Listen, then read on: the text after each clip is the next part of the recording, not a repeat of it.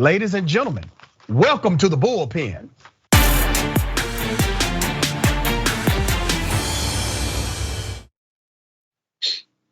In the Bullpen today, we have back Eisenberg, commentator, Young Voices. We're gonna chop it up about student loan debt forgiveness in America. Albert, good day. Welcome to Indisputable. Thanks, Dr. Ritchie. Appreciate you having me back. I appreciate you being on the show again. I don't want to presume what you know, believe about the impact of student loan debt forgiveness, or if it should even be a thing. So I want you to give us your sentiment. Well, my sentiment is I have a unique experience having personally taken out a ton of loans and been graduated from Georgetown College with more student loans than anybody else I knew. My family qualified for financial aid, but we didn't quite get over the hump to get the significant amount. So I actually graduated from undergrad with 6 figures of student debt, which is pretty intense debt burden, much higher than the national average. But to me, it was worth it because I got an education. I learned about the liberal arts, how to think, how to write, how to talk, and I learned some about business. I don't think that's necessarily true for everybody, but having worked very, very hard and harder than a lot of my peers, knowing that I was taking out so much debt, that actually created a situation where I valued my degree, I think, a lot more than a lot of what I'd call the rich kids who came out of the same program that I did. And I think creating a situation where everything is quote unquote free doesn't actually create value and would probably degrade the education system. So let's talk about that, because Yes, I've sir. heard this argument. It's a fascinating argument to me. And if you bother to read it, I actually have a research paper that talks about the cause and effect reality of adult learners, specifically Black adult learners, and the prohibitive cost of education. So there's one school of thought that says education is too expensive, okay? And then the other school of thought says, well, if you make it cheaper, I'm talking about price tag, not quality, you then start to lessen the quality of the curriculum, or you decrease the skin in the game from the student. So let me bring your attention to something that's already a reality. We don't have to look at a research study. We don't have to assume what may happen in the future. And it's called workforce or workforce development. Are you familiar with that program? Not necessarily a federal program, but I understand the concept of workforce development. Yep. So workforce development is a federal program that basically gives money to local, state governments, and sometimes city governments that have a particular population threshold in order to train the residents for free, okay? And they train them on technology and technical trades so that they can get this education at no cost, but they can still receive quality education. Well, they started that program years ago, brother. That program is one of the absolute best programs to get someone out of generational poverty, because it teaches them how to become a welder. It teaches them how to become an AC repair guy. It teaches them how to work and become a mechanic as it relates to cars, vehicles, etc. So this program is free for the student, no cost. And there are a few of the programs that have a very minimal cost. You know what has not been compromised? The product, the students who graduate from those programs. They are just as competitive, if not more so, than those who engaged in the trade school and had to pay for it. So you have an actual real life scenario that happens every single day in America through that one program that shows just because it's free to the student does not mean it degrades the quality of education produced in that institution. So how are we still making the argument, brother, that if school is less expensive, that it equates to a downgrade of quality education? Well, that's a really interesting point and interesting argument. And I think you'll find a lot of people on the right who wish to support the working class like I do, and people on the left can find agreement that we need to invest a lot more in the trades. I mean, good luck getting a plumber or a dishwasher installed right now because we have a labor shortage. Meanwhile, somebody can come out of a trade school and make $90,000, $110,000 a year.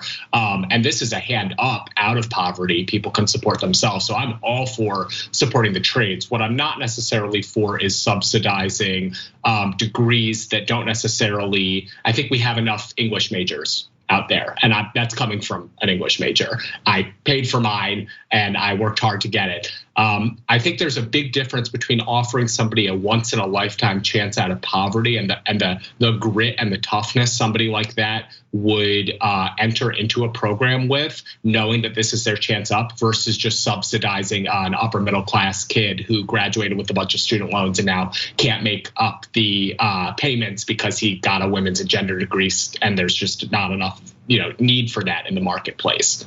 Well, I would rebut this, that there's actually a shortage of English teachers, so the English degree can get you some money right now.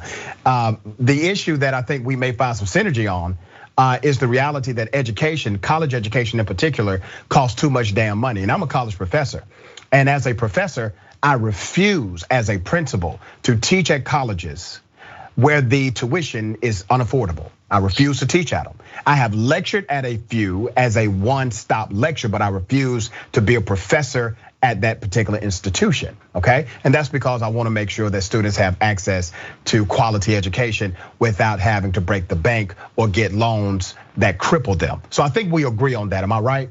Yes, sir. I think the cost of higher education is far too expensive. And if you look at how it's outpaced the cost of other goods, it is due to the growth of the administrative bureaucracy in higher education. And in some ways, people would argue that it's because we've subsidized and scattered the cost to the taxpayer through all of these incentives for people to join and get a degree. And one other thing, which I think you'll agree with, is that we need to sort of revalorize manual work, trade work, such that people don't necessarily look down their nose on being a plumber or a welder or frankly a sanitation worker. Yeah, I agree 100%. I have a great partnership with a technical school here in Atlanta. It's actually a high school that does technical training in the 11th and 12th grade. So by the time the student graduates, they actually are certified as a plumber or certified to work in AC repair or a few other things, right? So that's great. They can always fall back on that. That's a skill in America. You can fall back on a skill any day of the week, right? Good stuff. You don't necessarily have to go to a traditional college. Many people would not, and that's absolutely fine. Here's the issue I have in this debate primarily. When we start talking about let's eliminate student loan debt, I think that's a good sentiment, and here's why. You and I agree that it's out of control as far as the cost. You and I agree that it's out of control partly because of the governmental bureaucracies that are involved, and also the accrediting agencies where you have to pay into these agencies to support their evaluation matrix, which is required by the Department of Education, and you have to keep that going every cycle. That is a real cost to education, okay? So you have all of these variables. The cost continues to increase, not decrease generally. So you agree that the federal government is at least partly to blame for the out of control cost to go to college, right? Yes, I would agree with that. And I would say, the growth of the culture that says every single person needs to go to college and get a degree, and anything less than that is not a successful life, is also to blame for that. Yeah, there's this culture dynamic, and I'm with you on that. Now, generally speaking, statistically, if you have some college or a college degree, you end up earning more income over the duration of your life. That's not debated science at all. That's not debated statistical science whatsoever. So having a college degree is better than not, is my point. Now, when you have a college degree, but you have crippling debt and you can't buy a house, that's problematic, right? So let's go to this point. You agree that the government is partly to blame here, and the cultural dynamic is partly to blame. Well, if the government is partly to blame, that means that they need to submit at least partial remedy if they have partial blame, right? It's an interesting line of thinking. Why don't you continue with it? It's a logical line of thinking, brother. Come on with me, man. Be open to this idea. You admit the government is partly to blame for the out of control cost of college education. That means at least, just come with me a little bit, they should be partly responsible to get it under control. Yes, I just don't think this the way to control costs is by deciding at the tail end that everything's free. I think the way to control costs is by not funneling people who don't need to go to college into college, because that increases the demand on degrees when they don't need to be getting degrees. Improving K through 12 education so people can graduate and earn a decent living for themselves from America's public schools, and probably reducing state, bureaucracies in state-run education systems, improving educational outcomes rather than funneling more people to college and then on the tail end saying your degree was free, which means all the taxpayers are paying it. And as a final point, as you mentioned, these people who hold college degrees are out earning their peers by over $1 million over the course of their lifetime. This is a subsidy for the wealthy. And whether it's Elizabeth Warren's plans or Bernie Sanders' plans or Joe Biden's plans, all of these end up going to the top quintile, the top 2 quintiles, and it's subsidized for the rest of us. Yeah, so I don't like the plans that allow for anyone to apply for the student loan debt forgiveness. And there are some progressives who have presented that plan. I disagree with those plans. I agree with the plan that actually looks at your wages, your income, what you already make, yes. Make that as a prerequisite. So that's my contention. Number 2, let me give you the numbers, brother, because right now you have many who would benefit from a student loan debt forgiveness program. And the government, as you have already said on this show, is partly responsible for the out of control debt that exists. So let me give you some stats. People of color would benefit the most. And let me tell you why. Do you know what the percentage is for people of color who have student loan debt right now? You know what the percentage is? I want you to take a guess. Grads? College grad or some college. They just 70%. Have debt. It's 85. 85% of people of color who go to college come out with significant college debt. You know why? Because we're starting at zero sum as far as money that we can put into the system of education.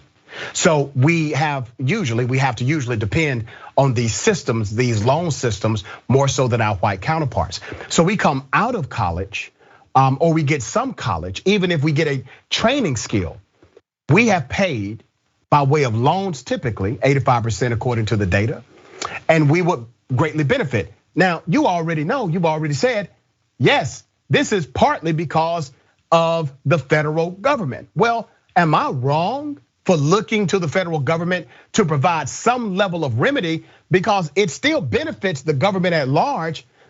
Right now, 61% of millennials are not buying a home in this current market because they still owe student loan debt.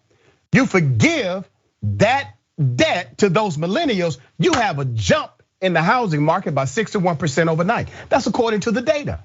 That's the revenue, the taxation system, the property tax system that will go directly into K through 12 education in that local jurisdiction, and it permeates beyond that. It's an ecosystem that serves itself if we can wrap our mind around it holistically. Well, I think just waving the federal government's wand on the tail end and forgiving. I assume you're talking about federal student debt, because you can't forgive private student debt. Maybe with a very narrowly tailored proposal that just targets people who are somehow still living in poverty and have fallen through the cracks despite having some college education or a degree. That's narrowly focused in something perhaps that you could find bipartisan compromise on. I guess what's all of the top plans, whether it's Biden or AOC or Bernie's plans to quote unquote forgive debt, again, just adding it to the federal deficit. There's no such thing as forgiving debt. It just means that the federal government says you don't owe it anymore, which means the taxpayers are gonna have to pay it off. All of these plans, except the ones we're talking about rationally right now and finding common ground on, helping working people who have fallen through the cracks, I think you can find common ground on. But almost all of the Democrats' high profile plans are tailored to help the top quintile, the top 40% of people already earning well above their peers. And it's a tax effectively on working class people who don't have college degrees. That's what I oppose. It's interesting to me when we talk about conversations like this, we engage in debate, that we start, counting pennies. We're pinching pennies. We're counting the beans, right? Who led the most massive increase of the federal deficit in modern history? Who did that? Well, I think Joe Biden's about to. No, sir. Who has done it? Who holds the record right now? Before the year is out, it will be Biden, but I assume you're going to say Trump. Donald Trump holds the record, brother. He holds the record by a long way. And he holds the record because nobody brought up these arguments while he was president of the United States. But I do find it quite ironic that when we're talking about, let's say 1.7 trillion, all right? We're talking about big money here, big dollar stuff. We say, that's going to increase the federal deficit. But when we're talking about killing people and blowing things up, that's called war. When we're talking about war, no one ever goes to Congress and says, it would be a great idea to go to war with Iraq or go to war with Iran, but we just don't have it in the budget. For some reason, brother, we always have enough money to kill people and blow things up. We never make the money argument when it comes to war. But we only make the money argument when it comes to domestic policies that would help the same demographic, the same community that has made this country what it is today. And those are working people who don't have a bunch of income, are using loans to invest in their own future to create a revenue stream to give back to the same government that governs. So tell me, man, how are we having an argument about federal deficit increasing when this is actually an investment that would decrease the federal deficit because now you have more employable individuals based on the data. You have more people paying into the taxation system based on revenue. How is that a loss for the average American? Well, based on the data that you're providing, and the data everyone agrees on, college grads and people with college education are already out earning their peers. So first of all, just waving the wand. I mean, I would benefit from Joe Biden's federal deficit, federal loan, waving his wand and saying it's I don't have any debt anymore. Sure, I'll take it, but I should not be benefiting. And I do agree. I mean, I'm very interested in creating economic systems that working people can get ahead in this country, whether it's through trades or through improving the college education, or frankly, through improving the K through 12 education system and providing more choice and more positive forces in the market for K through 12 education. As far as, I think you're kind of making an oversimplification on the paying for money to kill people. I think America, it's good when America is strong. It's good when America is protected. I think a lot of people on the left and the center agree with that. And you want to see the proof in the pudding. Look at what happened in Afghanistan with the Democrats in power. We just pulled right out, and it's been a catastrophe, not just for Afghans, but also for Americans and for America's place in the world. So it's important to invest in our own security. It's not just to drone random people and serve the military-industrial complex. I got you, man. I don't want you to fall for the okie-doke, because the vast majority of what they call defense spending does not go to the defense at all. And I know you're smart enough to know that. You're a brilliant person. You know that this has been an industrial issue. The military-industrial complex is a connection of private companies who make a whole lot of money, and a small percentage of that money actually goes to the defense of the country. And I don't want to go down this rabbit hole with Afghanistan, but let's be clear about Afghanistan. I don't like the way Joe Biden pulled out. I don't like it, okay? I don't like the way we went in either. We went in without a plan. We came out basically without a plan. The real issue at the center of this is, who are we as a nation? We went to war with Afghanistan as if we were going to war with the country. Afghanistan isn't even a united country. It never has been, and it never will be, by the way. We were at war with an ideology, but we went to war with the country. It doesn't make sense. And the ideology, brother, permeated from our own policies. And we failed to address how our policies got us in this mess in the first place. We are still making the same mistakes as a nation, where we think that everybody has to accept our policies, and we're not creating enemies based on our policies abroad. And until we start addressing the hypocritical nature of our policies in the United States of America, domestically and abroad, we will continue to co-create terrorists who will attack our interests and this nation. You don't agree? No, I think you don't create terrorists. Terrorists are poisoned by their own ideology, and showing weakness, as the Biden administration has, or as people who make the argument that if we were just nicer and if we just spent less on our own defense, then we wouldn't get attacked. I mean, look at Western Europe; they're being attacked all the time. And if you look at what investing in strength is important, and just ask if we could only be in the inside of what the Chinese Politburo meetings are talking about with, how America's defense has been declining, I think a lot of people would say, a strong, robust military is important. But back to the point, I mean, I would be fine with trimming our deficits via reduction in defense spending if it was intelligent. And I certainly support trimming our deficits and not expanding the federal government. And working people are going to be paying for the expansion in federal government that we're witnessing, both under Trump, but even accelerated under Biden for generations to come. And I think just starting in the form of inflation and as far as tax rates are concerned in the next few years. The evils of terrorism, as evil as terrorism is, it is a mental process. It starts by a mental process. And as long as we continue to have antithetical international policies, they will utilize those antithetical policies as recruitment fodder for their cause. And that is what I would like us to address next time you're on the show. Brother, I appreciate you being on Indisputable. Thank you, sir.